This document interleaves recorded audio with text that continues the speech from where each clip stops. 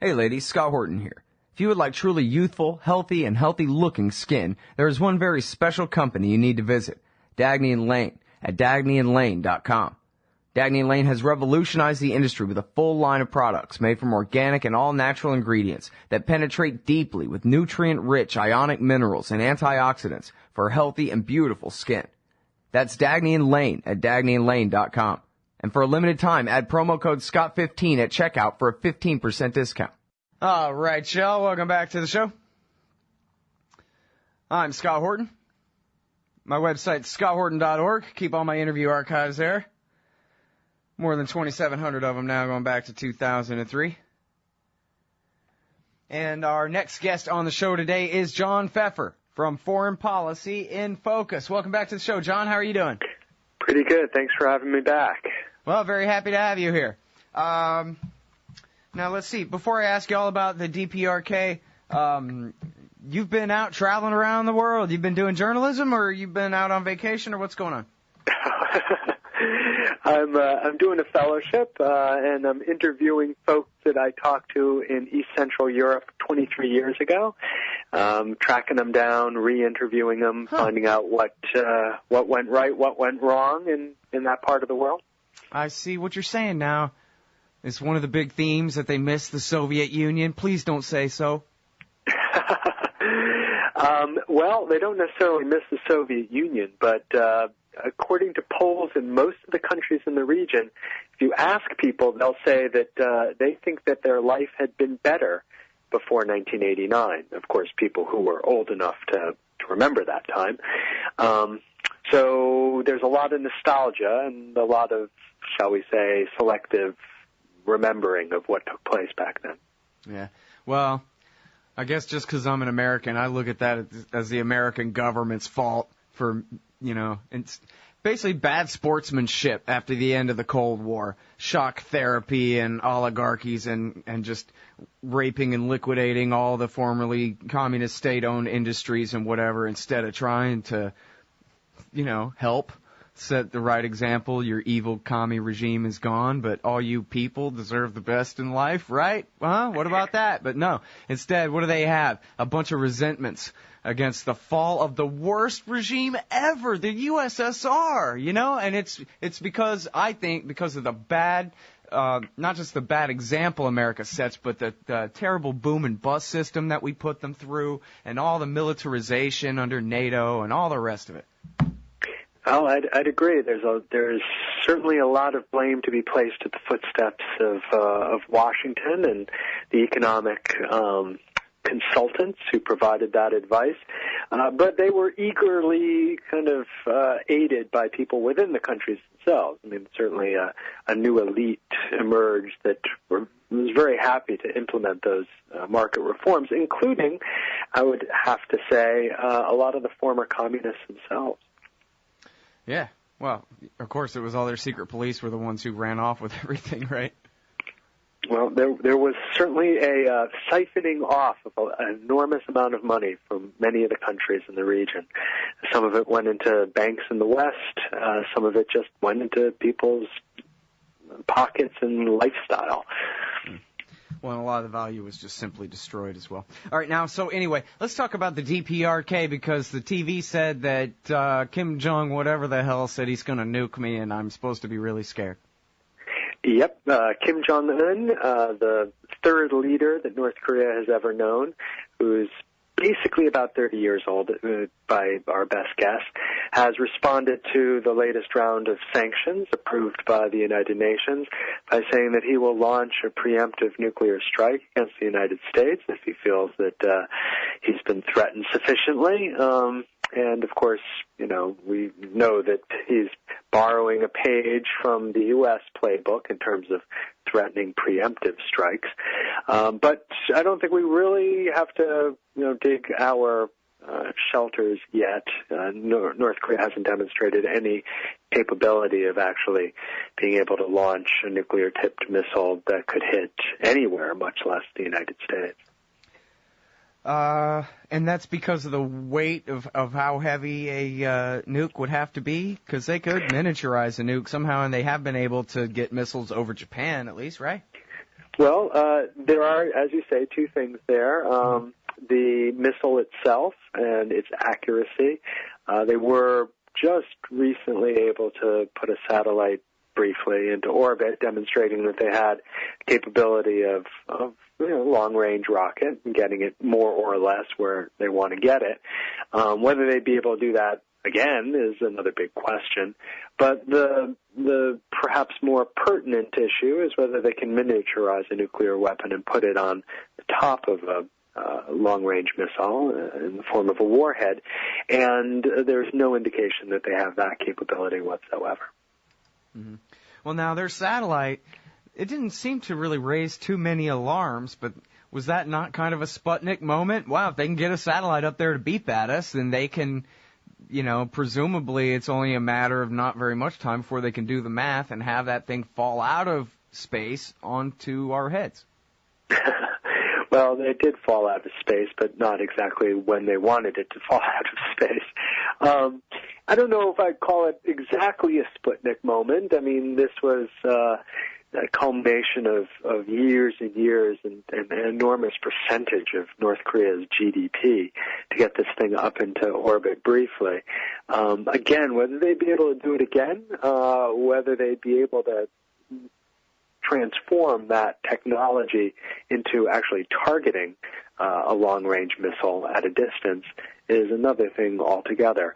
There have been, again, a lot of claims by some, even in U.S. Congress, that North Korea now has the capability of striking the United States, and all the indications, the evidence that we have suggests that that's simply not the case. At the outer limit, if they were to successfully launch another long-range missile, they might be able to just about reach Hawaii, but even that's pretty unlikely given the accuracy of the previous tests that they've conducted. Well, I heard on the radio news, I think this was on NPR, or I don't know, it could have been AM, top of the hour news, doesn't matter. Point is, it was a State Department flunky saying, and I quote, "Bring them on." No, that wasn't what he said. But he did say, we are more than capable of defending America from a North Korean nuclear attack. If they shoot a missile at us, we're ready for that. No problem. We can shoot it down. That was basically what he said. Mm-hmm. Go ahead and shoot one. Yeah. Well, it hasn't been the most helpful responses from either the United States or from South Korea, basically egging on North Korea to engage in even more provocative rhetoric. North Korea is doing this not because, frankly, it wants to strike at the United States. I think, for the most part, even the hardliners within the North Korean military realize that would be a suicidal attempt. But because all other efforts at getting the attention of the United States have failed. Just recently, of course, Dennis Rodman, the former basketball star, showed up in Pyongyang with the Harlem Globetrotters and had the only meeting that an American has had with Kim Jong-un. And, if you cut through all of the nonsense that Dennis Rodman has said subsequently, the most important kind of takeaway point is that Kim Jong-un does want to talk with the United States, preferably with Obama personally. And that is essentially kind of North Korea's gambit. They'll reach out in a kind of soft way through Dennis Rodman to see if they can get conversation going. But knowing that Dennis Rodman isn't even invited to the White House to share his views on the first ever American meeting with Kim Jong-un, North Korea will follow the second half of its strategy, which is to, make a big stink and expect that the United States will be scared into negotiating with Pyongyang. Yeah. People just don't get mad at the Obama government enough, because that seems to me like pretty unforgivable. No matter what kind of caricature or character Dennis Rodman is or caricature he is, it has nothing to do with it. He brought the freaking Harlem Globetrotters over there, who are the, dozen coolest guys in the whole world to go? I mean, that is That was the coolest thing that anybody has done in the 21st century, was go and try to open up North Korea with the freaking Globetrotters, man. There's not a single person at the State Department genius enough to have come up with that. And then instead of using that and saying, see, we can all be friends, and see, red, white, and blue, those colors are pretty good when, they're doing cool tricks with a basketball, aren't they? Let's all get along and be friends, and you send your gymnastics team, and we'll send our orchestra, and we can cool this whole thing off. We could sign a real peace treaty. And instead they go, oh, Dennis Rodman, he has a nose ring, or well, he's a black guy, we don't like him, or something. What? It's unforgivable.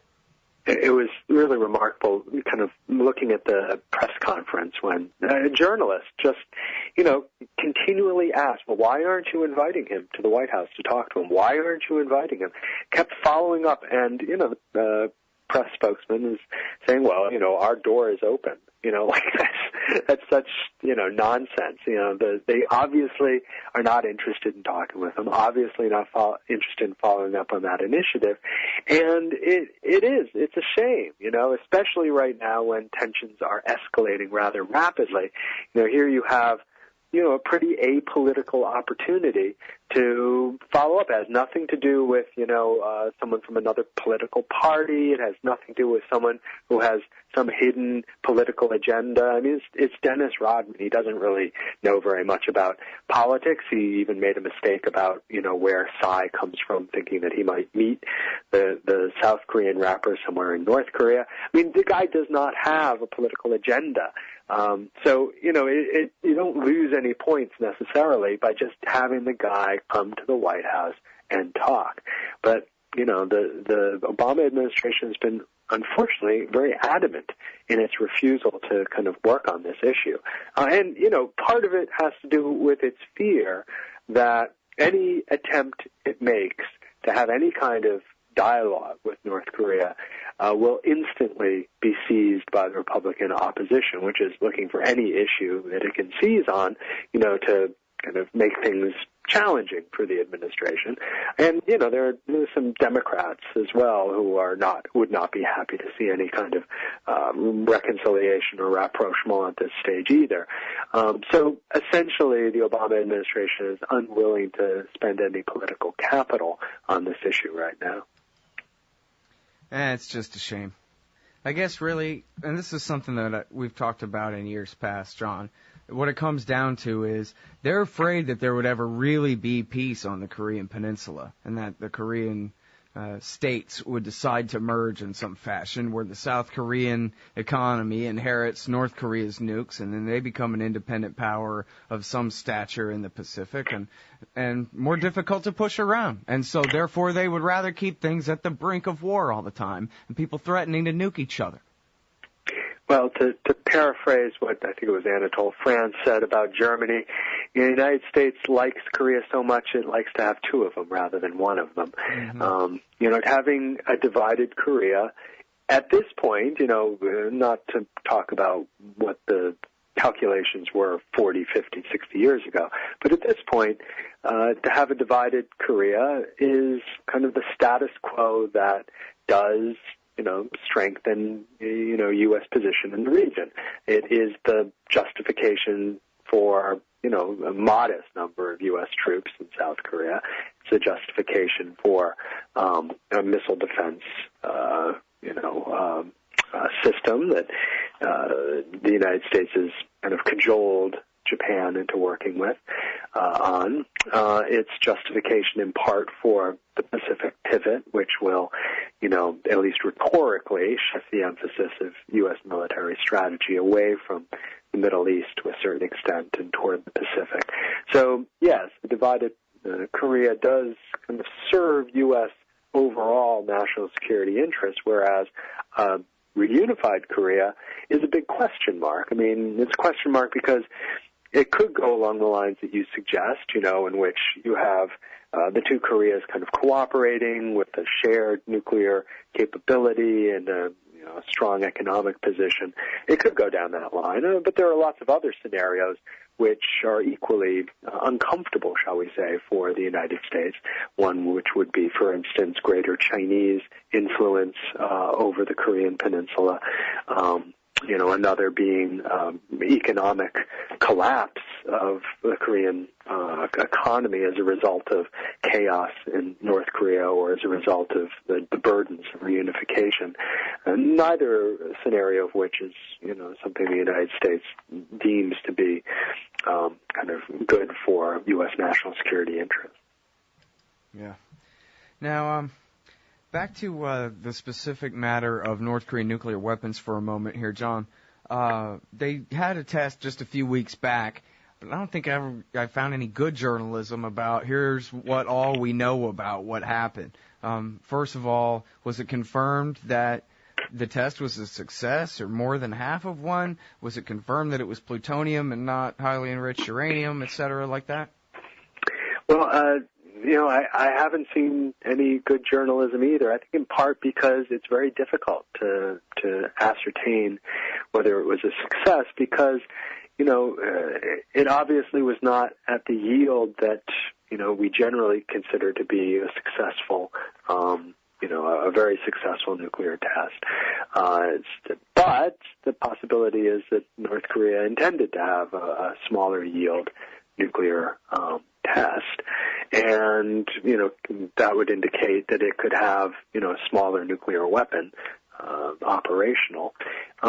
My guess is that, frankly, North Korea is still really at the beginning of a viable nuclear program.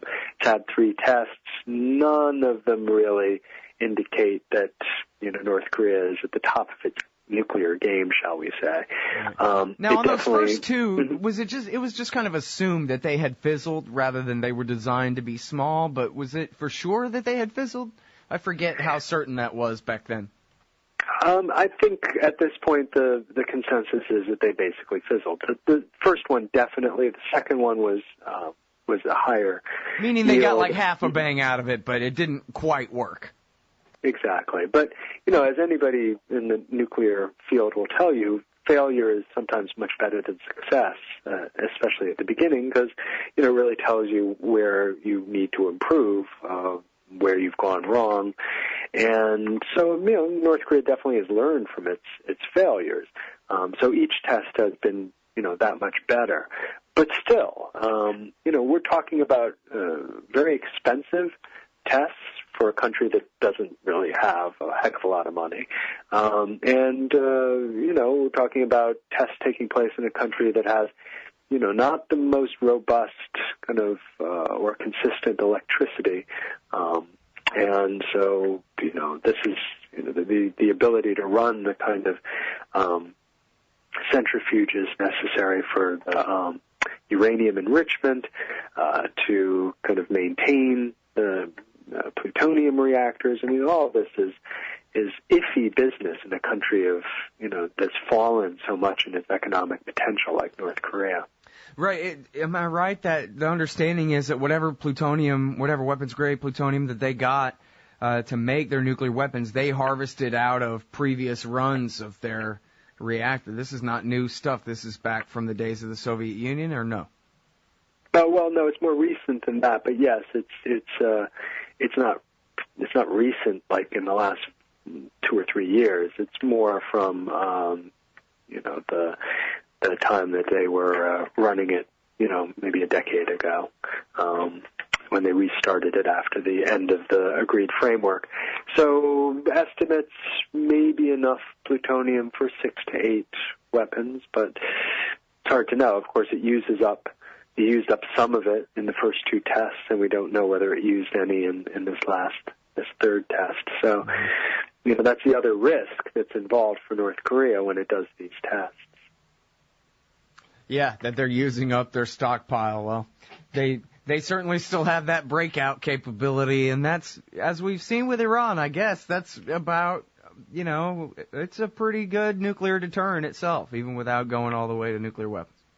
Oh, absolutely. I mean, North Korea knows that its nuclear program is basically the most important deterrent against any kind of attack, any kind of destabilization even. as the Washington, as well as Beijing, very concerned about what might happen to the nuclear material in case of either regime collapse in Pyongyang or an invasion or an attack followed by some conflict. So whether it's an active nuclear program that can actually retaliate with nuclear weapons, or it's simply the threat of loose nuclear material, the nuclear program does serve as a deterrent. I wanted to bring up, I saw this thing you mentioned about, how poor their economy is. I'm trying to focus on this, not to, beat the North Koreans over the head, not like they can hear me, but to, the American right has always got a scaremonger about something. And I don't know if you saw, they just put this movie out where North Korea takes over the world, and especially North America. And so people's imagination of North Korea compared to the reality of North Korea, that can be a real wide gulf. So I just wanted to point out and ask you if you had seen these recent kind of updated satellite pictures of the Korean Peninsula at night, and how you compare it to 10 years ago, and there's about, 15 or 20 new light bulbs in Pyongyang. That's about it. Yeah, as I said, the electricity situation in North Korea remains dire. The electricity grid is ancient. It gets some energy from China, but it's not enough to really ensure a kind of modern developed country. And that means that its factories, basically can't function in any meaningful way. The economy has rebounded a little bit. If you look at the last decade, I think North Korean economy has, over the decade, improved by, a little less than 1%. So there has been a little bit of growth, but we're talking about growth from a pretty low starting point after the collapse connected to the famine of the late 1990s. So, economically speaking, North Korea can barely, get it together within the confines of its own country. To imagine North Korea exerting its power beyond those borders in China, in South Korea, is ludicrous. And then, of course, to imagine North Korea invading Washington State, as a recent film would have it, is beyond science fiction. Yeah. Well, maybe if it could be like a fantasy instead of science fiction, right? Somebody uses their magic wand or something, It's possible. I don't know. All right. Well, listen, I appreciate your time, John. It's always great to talk to you. Thanks for having me on the show. Everybody, that's John Feffer. He is co-director of Foreign Policy in Focus. That's FPIF.org at the Institute for Policy Studies. Hey everybody, Scott Horton here. Ever think maybe your group should hire me to give a speech? Well, maybe you should. I've got a few good ones to choose from, including how to end the war on terror, the case against war with Iran, central banking in war, Uncle Sam and the Arab Spring, the ongoing war on civil liberties, and of course, why everything in the world is Woodrow Wilson's fault. But I'm happy to talk about just about anything else you've ever heard me cover on the show as well. So check out youtube.com/Scott Horton Show for some examples, and email scott@scotthorton.org for more details. See you there. The Emergency Committee for Israel, Brookings, Heritage, AIPAC, WINEP, JINSA, PNAC, CNAS, the AEI, FPI, CFR, and CSP. It sure does seem sometimes like the war party's got the foreign policy debate in D.C. all locked up. But not quite. Check out the Council for the National Interest at councilforthenationalinterest.org. They put America first, opposing our government's world empire, and especially their Middle Eastern madness. That's the Council for the National Interest at councilforthenationalinterest.org. Man, you need some Liberty stickers for the back of your truck. At LibertyStickers.com, they've got great state hate, like Pearl Harbor was an inside job. The Democrats want your guns. U.S. Army, die for Israel.